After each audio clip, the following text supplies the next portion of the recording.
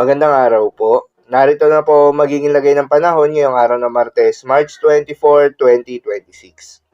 Pero bago yon, baka pwedeng pa-like and share naman ang video na ito. Comment ka na rin kung taga saan lugar ka para malaman natin kung hanggang saan umaabot ang video na ito. Huwag mo din kalimutan na mag-follow at mag-subscribe sa ating YouTube. Sa kasalukuyan na tayo sa pag-asa, patuloy na umiiral itong easterlies o yung mainit na hangin na nanggagaling sa may silangan at patuloy rin nakakaapekto sa malaking bahagi ng ating bansa, particular na sa may Eastern Visayas. Dahil dito ay asahan yung maulap na kalangitan na may kalat-kalat ng mga pagulan at thunderstorms. Habang sa nalalabing bahagi pa ng ating bansa kasama ng Metro Manila, ay asahan naman yung bahagyang maulap hanggang sa maulap na kalangitan na may kalat-kalat ng mga pagulan o thunderstorms na lulot pa rin ng easterlies.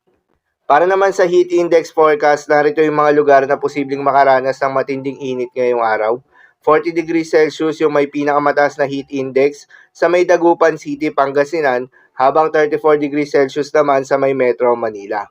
Ang mga nabanggit na lugar ay nasa kategory ng extreme caution level na kung saan posible itong magdulot ng mga heat cramps or heat exhaustion, kaya naman iwasan muna mga gawain na posibleng magdulot ng heat stroke at ugaliin na uminom ng tubig at magdala rin ng payong kung sakaling lalabas ang inyong mga tahanan.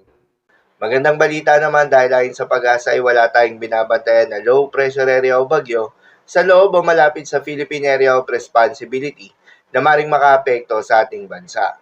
Subalit maging handa pa rin tayo dahil base sa monthly tropical cyclone forecast ng pag-asa, ay posibleng may pumasok o mabuo sa loob ng Philippine Area of Responsibility ngayong buwan ng Marso. At kung sakaling magkaroon nga ng bagyo, posibleng maglandfall ito sa may Caraga Region, Visayas at Mindanao o posible naman lumapit lang ito sa may Visayas at mag-recur papalayo na ng ating bansa.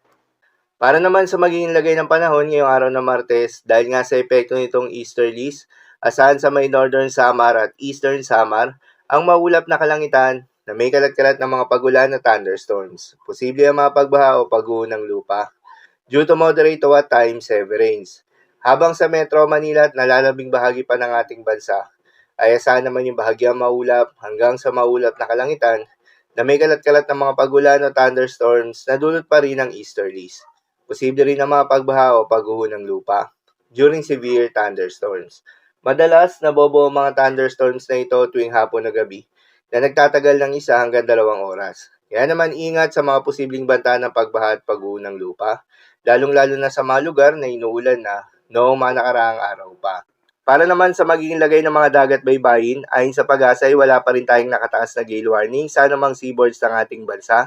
Kaya naman malayang makakapamalaot yung mga kababayan nating mangingisda. At yung may mga maliliit na sasakyan pandagat, subalit iba yung pag-iingat pa rin, lalo na kung meron tayong offshore thunderstorms activity, asahan yung paglakas ng hangin at kakibat nito ay pagtaas rin ng mga pag-alon. So yun lang po para sa lagay ng panahon ngayong araw ng Martes. Keep safe everyone.